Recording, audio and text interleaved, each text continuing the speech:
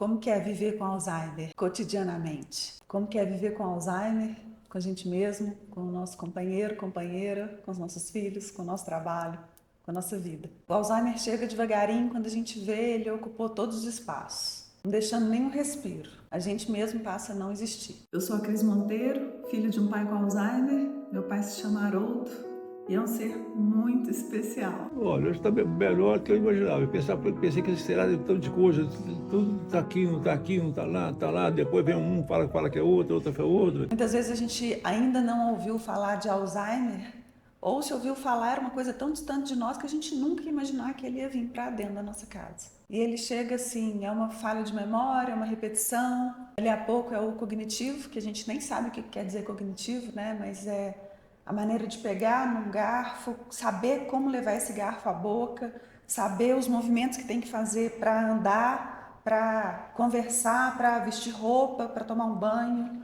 E não só os movimentos, mas também tudo que envolve a vida como um todo, que precisa acontecer para essa vida existir. Eu sou fotógrafa e quando meu pai veio morar conosco, mas no meio desse turbilhão que é o Alzheimer, nasceu a ideia de fazer o nosso documentário, onde eu mostro, através de fotos, vídeos e textos, que eu também gosto muito de escrever, eu mostro como é o cotidiano com o Alzheimer. Quando meu pai chegou, o Alzheimer estava a 1000. Meu pai muito confuso, e quanto mais confuso está o entorno, mais a pessoa que tem o Alzheimer vai ficar confusa. Porque já está acontecendo dentro dela uma confusão gigante. As conexões cerebrais vão deixando de existir. A pessoa não esquece tudo do dia para a noite, nem perde o cognitivo. A coisa vai acontecendo aos poucos. Então imagina só, a pessoa está lá vivendo a vida dela normalmente, quando acontece uma desconexão e ela, nossa, peraí. Ela, no começo, muitas vezes, ela se dá conta de que tem alguma coisa errada acontecendo com ela. Foi assim que aconteceu com meu pai. Ele mesmo viu que estava diferente e foi procurar um médico. O cérebro dessa pessoa começa a funcionar diferente. Ela não dá conta de fazer várias coisas que ela dava antes. Quando ela começa a se mostrar mais, imagina o tormento que essa pessoa vive. A insegurança, o medo. Por isso ela fica tão irritada, porque não é um lugar comum. A vida tá toda assim, ó, atrapalhada. Como é que ela vai ficar calma? Ela só vai ficar calma quando o Alzheimer atingir um estágio que não existe mais a grande maioria das conexões. Então ela não tem nem força para se irritar com algo que ela nem sabe o que está acontecendo. Então, quando meu pai chegou aqui, ele tinha acabado de levar um tombo. E só por isso ele veio morar conosco. A vida seguia tranquila, ele morava sozinho, as filhas dando apoio. Aí ele levou um tombo. Ficou muito confuso depois desse tombo, porque deu uma labirintite enorme e ele não conseguia mais ficar sozinho. Nós tentamos cuidadores na casa dele e aí, um belo dia, temos meu pai morando conosco. Na verdade, a gente não tinha o meu pai morando conosco, a gente tinha o Alzheimer morando conosco, porque a confusão estava tão grande que ela tomou conta da maior parte daquele indivíduo e deixou muito pouco dele existindo. Em contrapartida dele não estar ali, exige que eu esteja o mais presente possível, porque só assim eu vou dar conta. Dois seres distantes de si mesmo para lidar com uma situação é tipo, não tem ninguém ali para lidar com isso. Então, quem que vai manejar? Não vai manejar, não tem ninguém ali. E aí, com o passar do tempo, a obra ficou pronta, porque foi construído um quarto para ele aqui, e aí as coisas foram voltando ao normal. Vamos pegar desse ponto.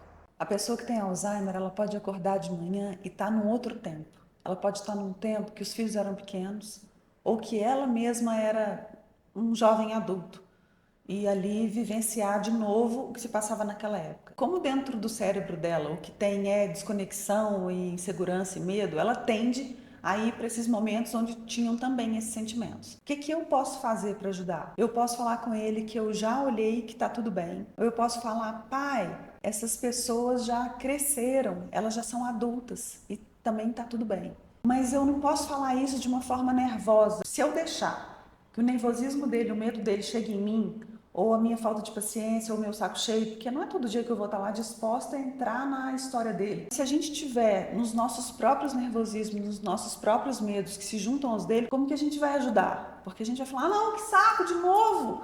Não, eu já falei que não é assim. Não, eu já falei que tá tudo bem.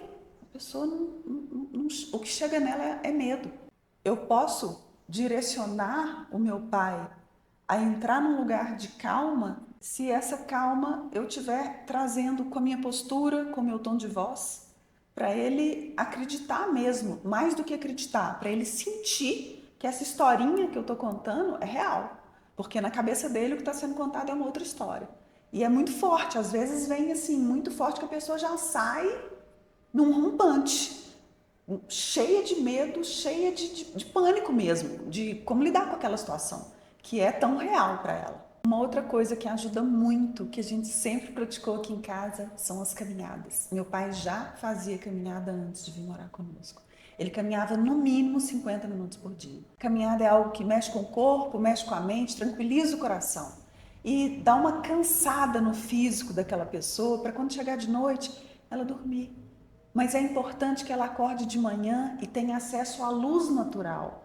E quando chegar de tardinha, as luzes também e os barulhos já comecem a ser diminuídos para o corpo dela seguir esse ritmo circadiano tão natural. Mas muitas vezes a gente não vai estar aí para fazer essa rotina, né? A gente vai estar a fim de sair, a gente vai estar a fim de pôr música de noite, a gente vai estar a fim de ficar mais agitado. Como é que faz para poder viver isso todo dia? Porque se a gente viver só em função do nosso familiar com Alzheimer, esquecendo que a gente tem vida, que a nossa família tem vida, que a nossa casa tem uma vida diferente daquela vida, não vai durar muito tempo. Aliás, eu não sei nem se vai acontecer. E aí tem várias outras coisas que a gente pode fazer para ajudar o nosso familiar que tem Alzheimer. E ajudando o nosso familiar que tem Alzheimer, a gente ajuda a gente mesmo. Porque a gente vive melhor, a nossa família vive melhor. Então a gente pode colocar uma música que ele gosta, a gente pode conversar com ele sobre assuntos que ele gostava de conversar e que ele ainda gosta.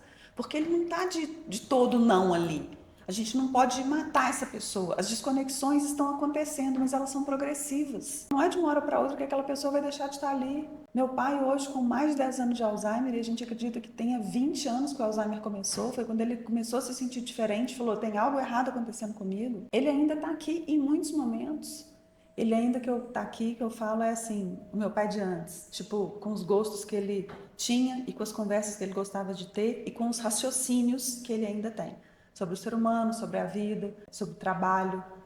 Esse é o assunto preferido dele. Só que viver tudo isso com essa vida atribulada que a gente tem, com esse entorno doente e cheio de ruídos que não deixam a gente pausar, a gente não faz nem pra gente, como que a gente vai fazer pro outro? A gente chega, come rápido, tem que engolir a comida, nem sabe que gosto tem. Dali a pouco tem uma outra tarefa e quando não tem uma tarefa a gente pega, a gente não deixa o nosso cérebro descansar. Isso é tão importante para a manutenção da vida. É como se a gente estivesse matando a vida em nós com essas coisas que a gente coloca. Se a gente não fizer isso para nós, curtir uma música, ter um momento mais de pausa, como que a gente vai fazer isso para um paciente com Alzheimer que necessita tanto disso? Que está clamando por calma, porque a mente dele está num agito só. Como é que a gente insere esse paciente com Alzheimer dentro dessa rotina que já está doente? Quando eu falo que o Alzheimer é um convite gigantesco para a vida, é sobre isso. Porque se a gente quiser continuar com a mesma vida e viver junto com o Alzheimer, percebe que não tem jeito? Nós vamos ter que escolher que parte da nossa vida a gente quer manter e que parte a gente quer deixar aí. Sem presença, sem estarmos realmente aqui, não tem como a gente colocar uma música para o nosso familiar com Alzheimer. Tem jeito, a gente pode colocar isso um dia, ele gostava dessa música, coloca aí. Mas ele está ali sozinho escutando a música e pode ser que ele fique. O meu pai, ele fica sozinho ali escutando a música. Mas tem dias que ele está numa agitação um pouco maior e que eu tenho que ficar ali com ele no primeiro momento, tenho uma conversa sobre aquele cantor, ou sobre aquela música, ou sobre aquela época, ou simplesmente fico ali, mas na calma, porque aí a minha calma chega nele e ele também se acalma. E a coisa sempre começa na gente, né? Nos incluir na nossa própria vida para poder incluir o que quer que seja, até o Alzheimer.